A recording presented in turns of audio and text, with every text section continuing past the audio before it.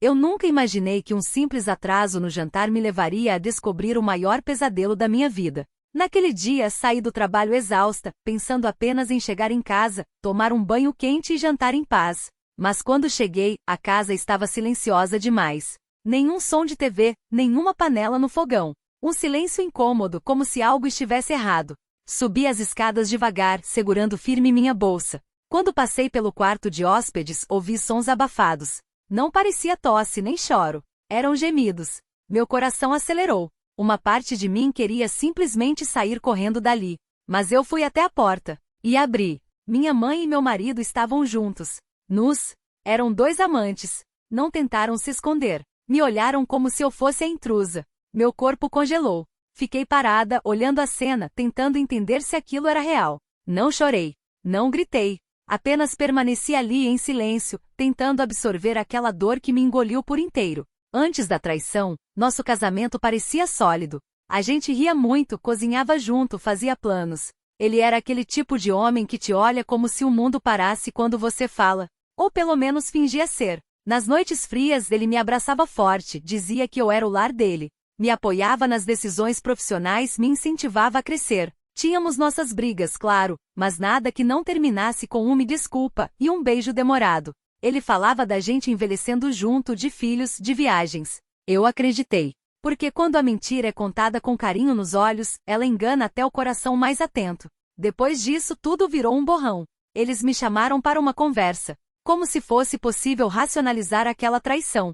Disseram que estavam apaixonados. Que ela estava grávida. Que a casa era dela, então eu deveria sair. Meu ex-marido já tinha se antecipado. Fui demitida da empresa no dia seguinte. Ele era sócio, claro. Me vi sem chão. Passei noites em um abrigo. Me sentindo suja. Humilhada. Sem saber por onde começar. Até que uma antiga amiga me acolheu. Uma que eu havia afastado por causa dele. Ela não me cobrou nada. Me deu um colchão velho, um prato de comida e silêncio. Aquilo foi tudo. Eu chorei por semanas. Sem parar. Até que um dia parei de chorar. Não porque passou, mas porque sequei por dentro. A verdade é que ele me traiu porque se apaixonou por aquilo que não exigia dele profundidade. Minha mãe sempre foi sedutora, intensa, o tipo de mulher que sabe manipular qualquer ambiente a favor dela. Ela usava palavras doces e olhares carregados de segundas intenções. E ele, fraco como sempre foi, cedeu. Não foi por amor, foi por vaidade. Pela adrenalina do proibido. Pela sensação de poder. E talvez por saber que com ela ele nunca seria desafiado de verdade. Ela o fazia se sentir grande. Eu fazia crescer. E homens fracos não aguentam mulheres que os desafiam a serem melhores. Voltei a trabalhar. Primeiro em um barzinho. Depois como atendente em uma clínica. Fui reaprendendo a viver. E reaprendendo quem eu era. Comecei a escrever todos os dias. Desabafava num caderno velho. Cada dia uma lembrança. Um sentimento. Um trauma. Escrevia como forma de sobrevivência. Minha terapeuta dizia que era um bom começo. Depois de um ano, consegui uma vaga em uma multinacional. Comecei como assistente. Em 6 meses fui promovida. Em um ano virei gerente. Ninguém ali sabia da minha história. E isso me dava liberdade. Eu era outra pessoa. Uma versão mais forte de mim mesma. Focada. Dura. Inquebrável. Foi lá que conheci o CEO da empresa. Um homem inteligente e sensível. Viramos amigos. Melhores amigos. Contei minha história para ele. Tudo. Sem omitir. Ele não me julgou. Ele me escutou. E quis me ajudar. Com recursos dele começamos a investigar o passado da minha mãe. Descobrimos um padrão. Ela já havia feito isso antes. Com a irmã mais nova dela, minha tia que já não morava mais no Brasil. Roubou o marido dela. Seduziu ele. Destruiu a família. Nunca soube nada sobre o meu pai. Apenas o que minha mãe me contava. Mas quando investigamos ela, eu fiquei sabendo de tudo. Meu pai, bem, ele era outra peça nesse quebra-cabeça quebrado. Cresci sem saber muito sobre ele. Tudo que minha mãe dizia era que ele nos abandonou quando eu era pequena. Mas a verdade veio à tona, como tudo nessa história cheia de segredos. Meu pai era, na verdade, o ex-marido da irmã da minha mãe e minha tia. Sim, a mesma que hoje vive na Europa, longe de toda essa lama. Minha mãe o tirou dela também. Repetiu o padrão. Seduziu, destruiu e descartou. Meu pai, ao descobrir a verdadeira natureza da minha mãe, se afastou de tudo.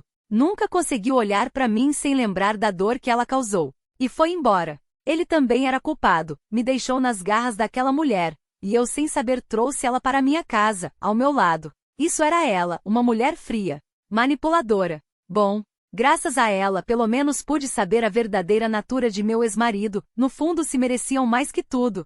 Com essas informações armamos um plano. Descobrimos fraudes fiscais no nome do meu ex-marido. Tínhamos provas. Levamos ao conhecimento das autoridades. A empresa dele afundou em menos de 3 meses. Ele foi processado. Perdeu tudo.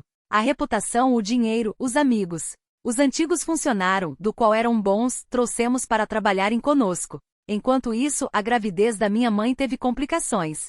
Infelizmente, bebê nasceu morto, a criança não merecia a mãe que poderia ter. Ela entrou em depressão profunda. A família dela, que já tinha histórico de conflitos, se afastou de vez.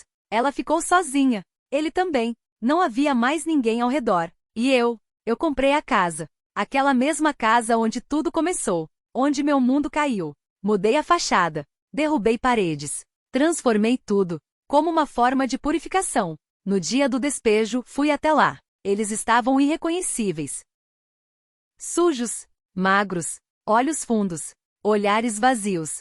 A pele deles parecia mais acinzentada do que humana. Minha mãe usava um casaco rasgado, o cabelo desgrenhado, os olhos cheios de lágrimas não me causavam mais empatia, apenas estranheza. Ela tentou falar algo, os lábios tremiam, mas nenhuma palavra parecia ter força. Meu ex, mais magro do que eu lembrava, com as mãos nos bolsos e a cabeça baixa, não conseguia me encarar. Aqueles olhos que um dia me prometeram um mundo agora só expressavam vergonha e arrependimento. Eu não sentia raiva. Não sentia piedade. Sentia um vazio sólido, como concreto endurecido no peito. Assistia enquanto arrumavam os poucos pertences que restavam em caixas. Assisti enquanto deixavam a casa que agora era minha sem dizer adeus a elas. A dor que um dia me quebrou não estava mais ali. Em seu lugar, havia uma espécie de silêncio antigo, que já não precisava de palavras para se fazer entender. Essa é a minha história que ninguém acredita. Mas eu vivi. Eu senti cada instante. Cada silêncio humilhante. Cada noite em que abracei o travesseiro buscando o cheiro de uma vida que já não existia. Cada manhã em que me levantei mesmo sem saber como. Cada conquista arrancada na unha, manchada de sangue e lágrima. Eu não me arrependo. Porque às vezes, a destruição é o único caminho para a reconstrução. E eu fui reconstruída. Não como uma versão antiga de mim mesma remendada e frágil, mas como outra mulher. Hoje, eu sou mais do que sonhei ser. Mais forte. Mais centrada. Mais consciente do meu valor. E, acima de tudo, livre. Livre daqueles dois. Das memórias que antes me aprisionavam. Livre da menina que acreditava que amor por si só salvava tudo. Amor sem respeito é só prisão com algemas invisíveis. Passei 2 anos não acreditando mais do amor, achando que nunca poderia encontrar alguém que realmente fosse confiável. Mas a vida tem um senso de ironia curioso. Quando eu já não buscava mais nada, quando o amor parecia um conceito distante, ele apareceu. Não com promessas vazias ou flores caras, mas com presença. Com constância. Era um dos fornecedores da empresa, sempre muito discreto. Um dia me ofereceu carona quando meu carro quebrou, outro dia me trouxe café quando notou que eu estava exausta. Aos poucos, foi entrando na minha rotina sem invadir, apenas ficando. E quando percebi, ele estava nas minhas conversas, nos meus sorrisos, nas minhas manhãs. Eu resisti. Por mais alguns meses. O trauma ainda era um eco alto demais. Mas ele apenas ficou ao meu lado. E foi ali, na simplicidade dos gestos, no silêncio compartilhado sem pressão, que percebi que o amor não precisa gritar para ser forte. Ele conheceu meus medos, minhas cicatrizes, meus limites. E escolheu ficar. Não me completou, me acompanhou. Hoje, depois de tudo, eu sei. Amor verdadeiro não é aquele que promete o mundo. É aquele que senta ao seu lado no caos e diz, eu não vou embora. E ele não foi. Hoje, 6 anos depois de tudo, eu tenho uma nova família. Não aquela idealizada dos comerciais de margarina, mas a minha. Real, sólida. Eu e ele temos 2 filhas lindas, com os mesmos olhos grandes dele, expressivos, cor de mel, que parecem sempre sorrir mesmo quando estão sérias. Herdaram também o jeitinho calmo dele, e o olhar atento que analisa o mundo em silêncio. Quando elas correm pela casa, rindo alto, com os cabelos soltos voando como se não existisse dor no mundo, eu sei que tudo valeu a pena. Elas são a prova viva de que o passado não define o futuro. Construímos nosso lar com afeto, paciência e presença. Não existe grito, nem silêncio forçado, nem promessas quebradas e nem traições. Só respeito. Só amor. A casa, aquela mesma onde um dia fui traída, hoje é o lugar onde ouço os mamãe, olha isso, mais doces que já ouvi. As paredes, antes carregadas de memórias ruins, agora são cobertas de desenhos, fotografias e vida. O passado foi enterrado, não esquecido, porque ele me ensinou. Mas ele não tem mais poder sobre mim. Eu me libertei, me reconstruí, e criei um futuro onde o amor não dói.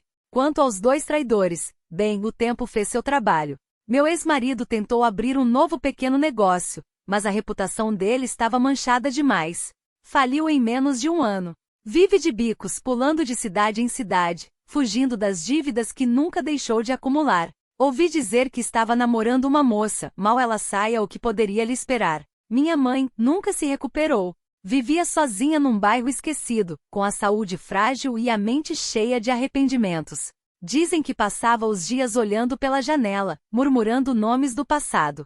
Às vezes conhecidos nossos me perguntam se eu voltaria lá, se perdoaria ela por ser minha mãe. Mas a verdade é que o perdão não é para eles. Foi para mim. Eu os deixei para trás. Eles são apenas capítulos antigos de um livro que não releio mais. Porque hoje, enfim, eu escrevo minha própria história com tinta nova em páginas limpas, e com um final que só eu posso escolher.